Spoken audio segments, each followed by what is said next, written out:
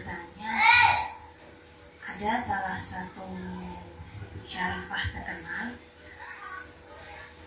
beliau mengatakan bahwa seorang istri yang mengalami KDRT dalam rumah tangganya, lalu dia memilih bertahan itu bukan sabar tetapi bodoh. Bagaimana menurut pandangan Ustaz sendiri? Terima kasih. Wassalamualaikum warahmatullahi wabarakatuh.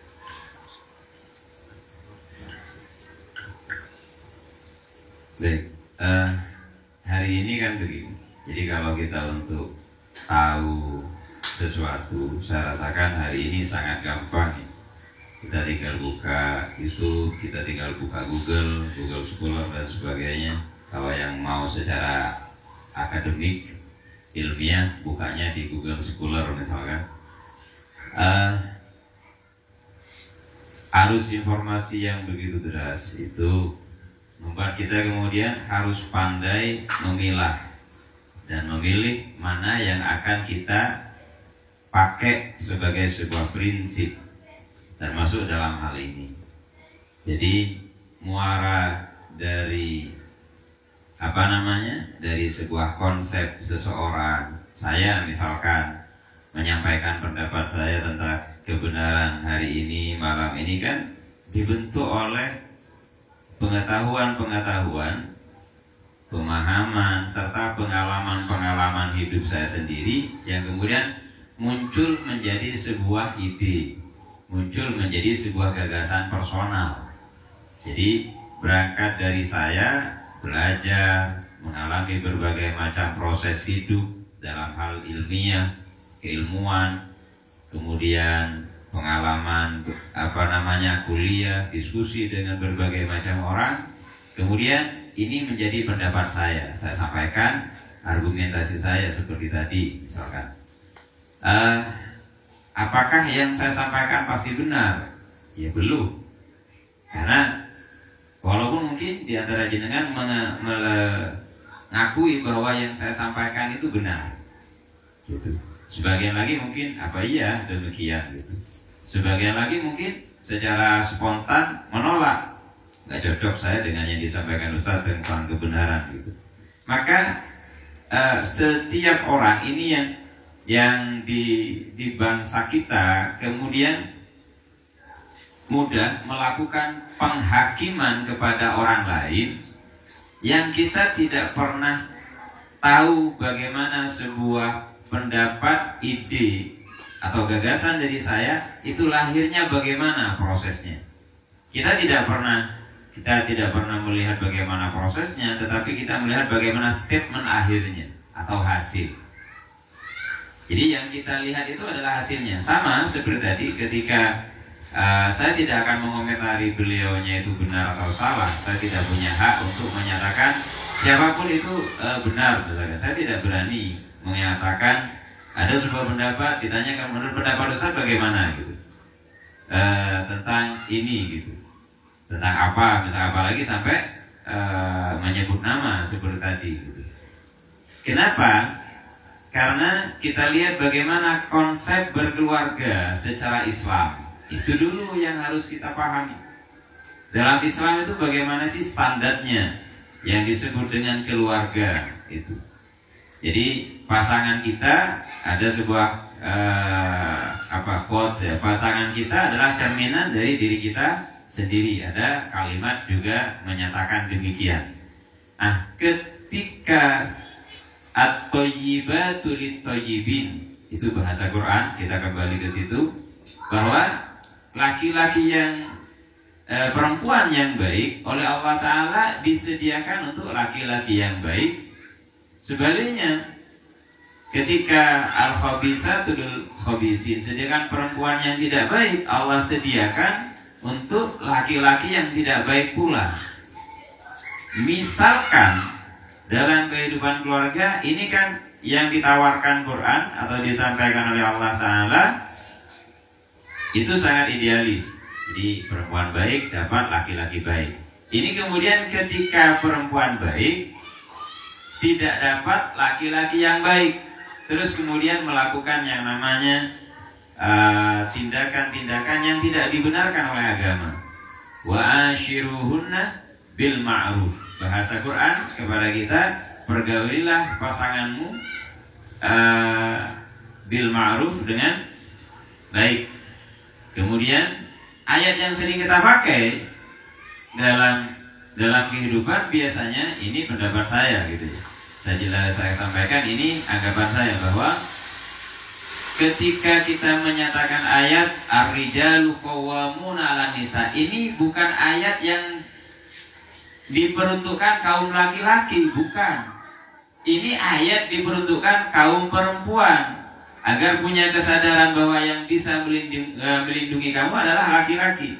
Namun ketika ayat ini dipakai oleh laki-laki, maka seorang laki-laki akan melakukan pembenaran terhadap tindakan dirinya dengan ayat tadi, saya yang berkuasa. Karena bahasa Quran adalah ar-rijalu qawwamuna 'alan nisa. Ini namanya kalau dalam ilmu itu distorsi ya. Jadi salah penggunaan ayat yang mestinya ini dipegang oleh perempuan, tapi ini dipegang oleh laki-laki. Maka jadi demikian, termasuk wa ashiruhunna bil ma'ruf, begitu. Maka ketika tidak sesuai dengan ini, ketika ada seorang perempuan yang kemudian dia dalam dalam kehidupan realitasnya dia mengalami KDRT umpamanya, mengalami tindakan yang tidak baik dari suaminya umpamanya, terus dia sabar umpamanya, dia sabar. Terus kalau dia sabar itu, pertanyaannya adalah, pernahkah Rasulullah menyatakan sabar itu ada batasnya? Setahu saya tidak pernah saya tahu gitu ya. Kan kita yang bilang sabar jangan sampai 3 kali ya, kamu lanyalah ke saya. Itu kan kita yang berarti batas kesabaran kita hanya sampai di situ. Kalau Rasulullah dulu kemudian ketika beliau berdakwah 3 tahun di lembah Syi'ib itu yang dikepung, artinya tidak boleh kemana-mana sampai kemudian setelah itu berhijrah, setelah wafatnya Sayyidah Khadijah berhijrah. Proses ini kalau kita pahami bersama, tentunya beliau telah mengalami berbagai macam intimidasi, penindasan dan sebagainya yang dilakukan oleh orang-orang kafir Quraisy pada saat itu. Tetapi apakah Rasulullah kemudian menyatakan bahwa sudah terakhir kesabaranku di sini? Tidak. Kalau Nabi Nuh masih.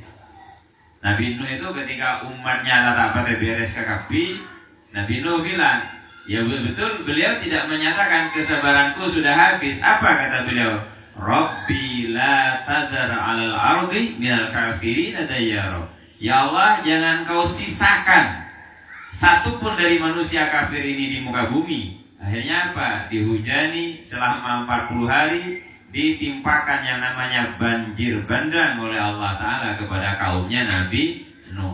Berarti Nabi Nuh pun betul beliau tidak menyatakan ada batasnya, tapi kemudian ketika beliau merasa bahwa umat ini sudah tidak bisa diperbaiki, beliau serahkan pada Allah Ta'ala.